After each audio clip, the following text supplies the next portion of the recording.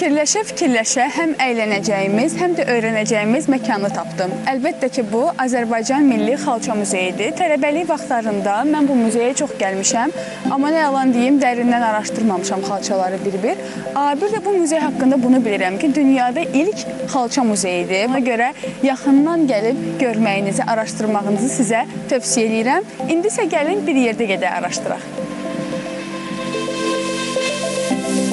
Azərbaycan Milli Xalça Muzeyi Azərbaycan SSR-nin Nazirlər Sovetinin 130 nömrəli sərəncamı ilə 13 mart 1967-ci ildə yaradılıb.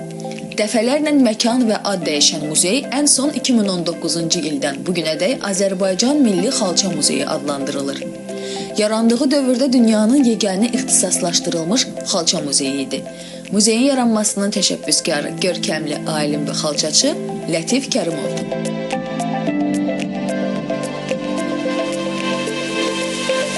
Hal-hazırda arxa hissədə Azərbaycan Milli Xalça Muzeyi var. Gördüyünüz kimi ətrafı turistlərlə doludur. Həmin bu binanın memarı Avstraliyalı arxitektor Frans Yansdır. Azərbaycan mədəniyyətində xalça elə bir simadır ki, o özündə həm ədəbi, poetik, həm milli olan bütün inciləri öz üzərində daşıyır. Eyni zamanda gördüyünüz kimi muzeyin xarici görünüşü məhz xalçanı xatırladır ki, bu da arxitektorun öz xüsusi dizaynıdır.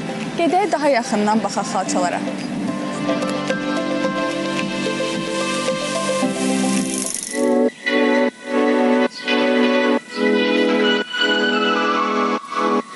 Mən öz biletimi 7 manada əldə elədim, amma siz 10 nəfərli qruplarla gəlib 5 manada əldə edə bilərsiniz öz biletlərinizi. Muzey daxilində mənə maraqlı gələn nüanslardan biri də bu oldu ki, xüsusi qruplara aid olan insanlar bura ödənişli şəkildə keçid edə bilərlər və onlara müşayiət edən insanlardan da pul götürülmür. Gedək muzeyin ikinci mərtəbəsində sizə maraqlı yerlər göstərəcəm.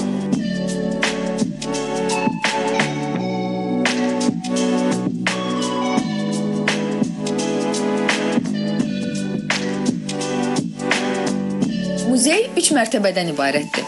Burada 10 mindən çox eksponatla tanış ola bilərsiniz. Ekspozisiyanın birinci mərtəbəsində Azərbaycan xalça sənətinin keçdiyi inkişaf yolu ilə tanış ola bilərsiniz. Buradakı eksponatlar xalçanın ən sadə formasından ən mürəkkəb formasına kimi hər bir növünə əhatə eləyir.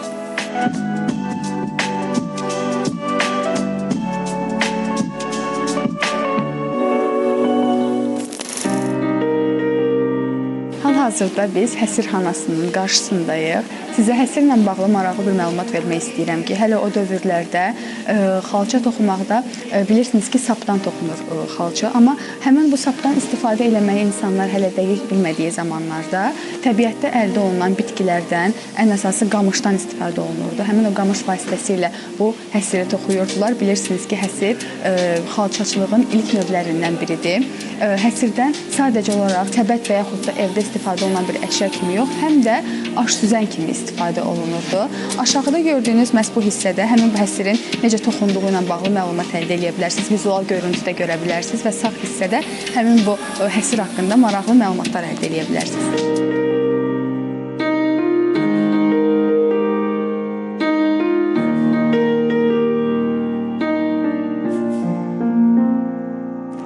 İpin əldə olunması üçün yundan istifadə olunurdu. Həmin bu hissədə yundan necə istifadə olunduğunu, hansı etaplardan keçdiyini görə bilərsiniz. Sağ hissədə yunun qırxılması və yuyulması, daha sonra daranması, əyirməsi və boyanması prosesi baş verir. İlkin olaraq əlbəttə ki, bu alətləri sizlə tanış eləmək istəyirəm. Orta hissədə gördüyünüz alətlər yunun məhz daranması, qırxılması və yuyulması, digər gördüyünüz hissələrdə isə əyirməsi bu prosesini göstərə bilərəm sizə və burada gördüyünüz alətlərin hər biri həmin bu ipin əldə olunması üçün nəzərdə tutulub. Əyirmə prosesində ipliyin hazırlanması nəzərdə tutulur əlbəttə ki və gördüyünüz kimi hər biri sıra bə sıra, etap və etap göstərilib bu şəkillərdə.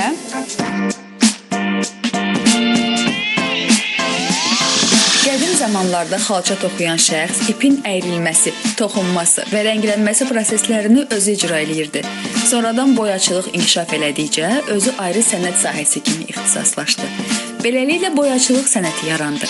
Bitkilərdən təbii rənglər əldə edilirdi. Onun kökündən, meyvələrindən və yarpaqlarından fərqli rənglər alınırdı. Sorursanız ki, bəs Azərbaycan xalçaçılıqda ən çox hansı rəngdən istifadə eləyirdi? Əlbəttə ki, qırmızı rəngdən. Və qırmızı rəngi nardan, turşəngdən, murdarçadan, palıd qozalarından alırdılar.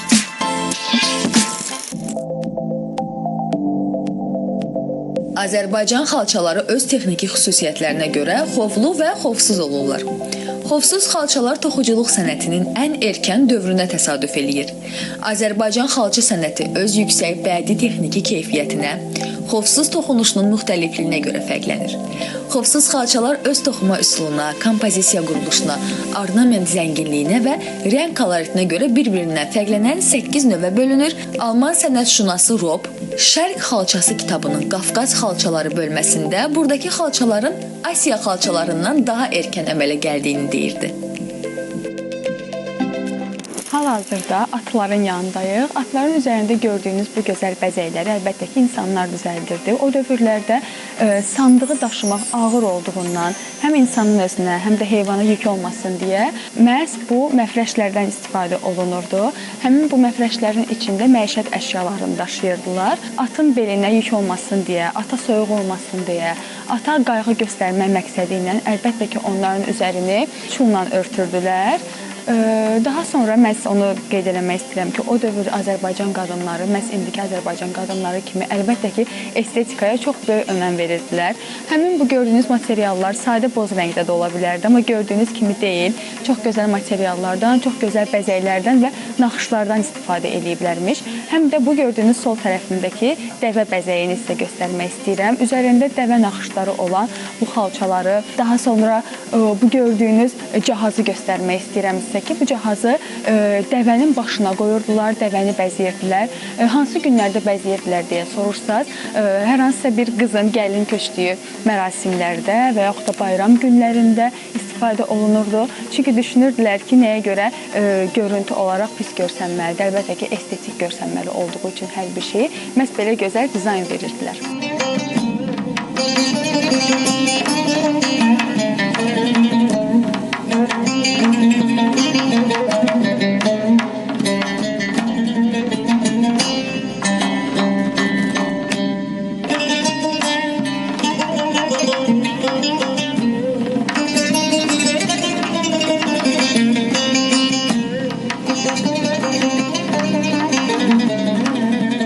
Hal-hazırda Qarabağ xalçaları qrupuna olan şəddələrin yanındayıq. Şəddə sözünü həm də şahmat, satranç sözündən də bilə bilərsiniz.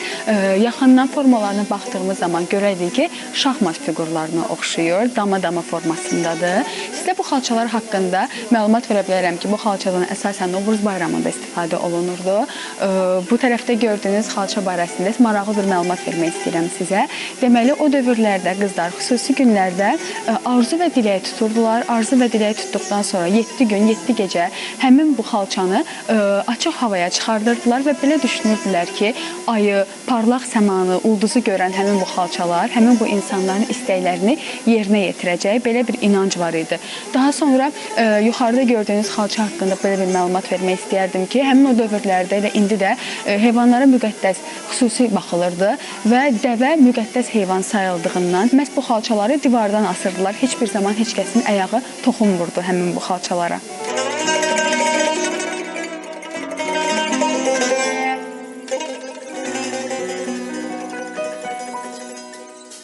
Xovsuz xalçalar sırasında şəddələr mühüm yer tutur. Şəddələrin ayin mərasim funksiyalarının, simvolunun öyrənilməsində onun növlərinin çeşidliyi xüsusi maraq doğurur. Şəddənin əsas rəngi olan qırmızı rəng ruh aləmi və ilahi qoruyucu qüvvələrlə əlaqədardır. Şəddələrin mərasimlərlə əlaqədar adlandırılması xüsusi əhəmiyyət kəsb edir. Naxışlı şəddələrdən şal kimi istifadə olunurdu. Üzərində gördüyünüz bu gözəl dəvə və dəvə karvanı olan şəddələr ruzi bərəkət simvolunu əks etdirirdi.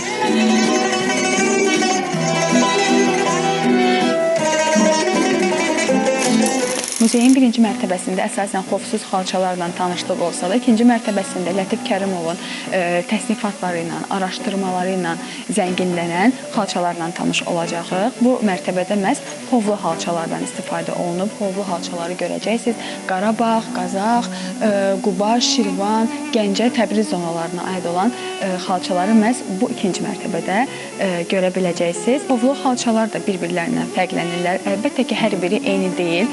Burada ilmə sıxlığına görə, ilmələrinin sayına görə bir-birindən fərqlənirlər. Əlbəttə ki, ilmələrin sayı və sıxlığı nə qədər çox olsa, xalça o qədər zəngin olur. Məsələn, bura Lətif Kərimovun təsnifatı ilə ölçülən Quba xalçalarını misal götürə bilərik. Quba xalçalarının əgər millimetrini öyrənmək istəsəz, 40-ın 40-a, 60-ın 60-adır. Bu da onu çox zəngin və çox gözəl eləyir. İndi isə keçək. Mən sol tərəfdə istəyirəm xalçanı necə toxuyurlar, onu göstərirlər. İstəyərdim gedək yaxından bir biz də görəyik.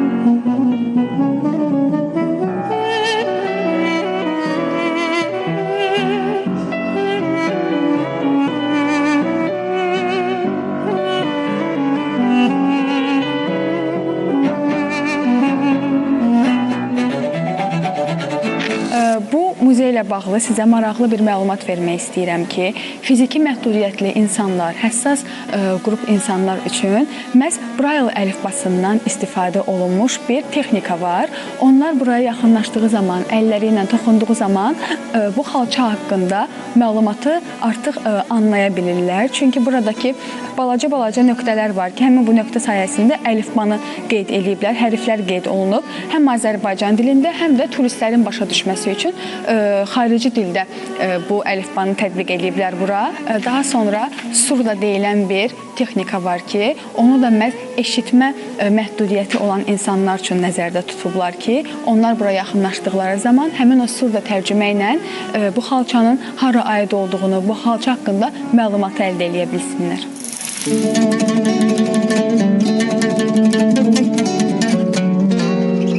Muzeyin bu güşəsi Qarabağ otağı adlanır. Bu güşə Qarabağ xalçalarının necə olması, sərilmə qaydasını göstərmək üçün hazırlanıb. Eyni zamanda nəzərinizə çatdırmaq istəyirəm ki, Qarabağ mədəniyyətində taxçalarda qabların yerləşdirilməsi və künclərdə oyuqların açılaraq yüklərin yerləşdirilməsi adət-ənənəsi var idi.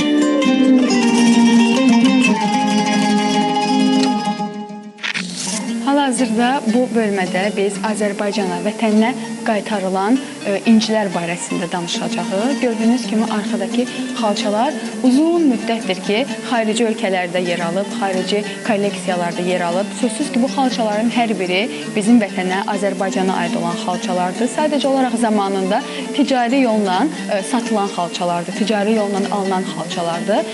Heydər Əliyev Fondunun, Mədəniyyət Nazirliyinin, Mecenat xeyriyyətçilərin vasitəsilə Azərbaycana və vətənə qaytarılan xalçaları görə bilərsiniz arxada.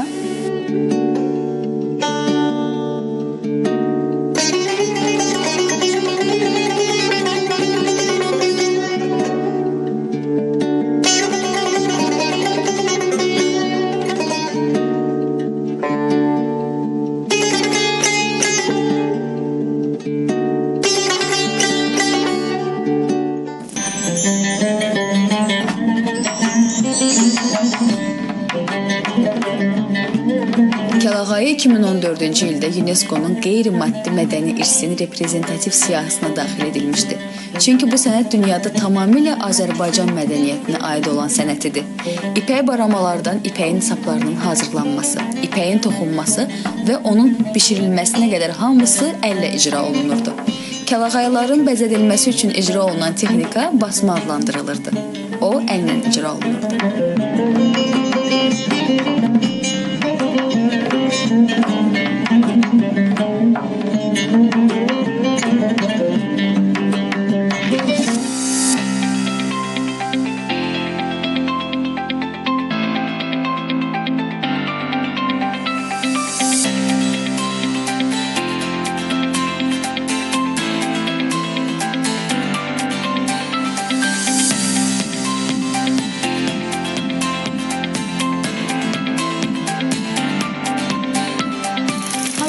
videomuzda biz son olaraq Qarabağa həsr olunan bu gözəl xalçanın yanındayıq. Mən sizə detallı izah eləmək istəyirəm bu xalçanın nədən ibarət olduğunu. Gördüyünüz kimi bu Qarabağın xəritəsidir. Ətrafda Qarabağın zonaları qeyd olunub. Daha sonra orta hissələrdə də məhz gözəl naxışlardan istifadə olunub. Qıraqda haşiyələr görə bilərsiniz ki, həmin bu haşiyələrdə Azərbaycan milli xalçaçılıq texnikasından istifadə olunub, fərqli fiqurlardan istifadə olunub və ən aşağı hissədə gördüyünüz kimi oluya aid bir naxış var. Həmin bu naxışın mənası da o deməkdir ki, biz əl-ələ tutuşmuşuq. Yəni bütün Azərbaycan Qarabağı qoruyur mənasındadır. İçərisində görə bilərsiniz ki, buta işarəsi var, daha sonra əjdaha, xarı bülbül işarələri var ki, bu da bizim milli işarələrimizdir, milli naxışlarımızdır. Sonluq olaraq mən sizə gözəl bir cümlə ilə bitirmək istəyirəm. Bu xalça üzərindən çıxış eləyərək bu gözəl cümlə ilə sizdən sağollaşmaq istəyirəm. Qarabağ Azərbaycandır. Növbəti verilişlərimizdə, növbəti muzeylərimizdə, növbəti gəzintilərimizdə görüşənə qədər sağ olun.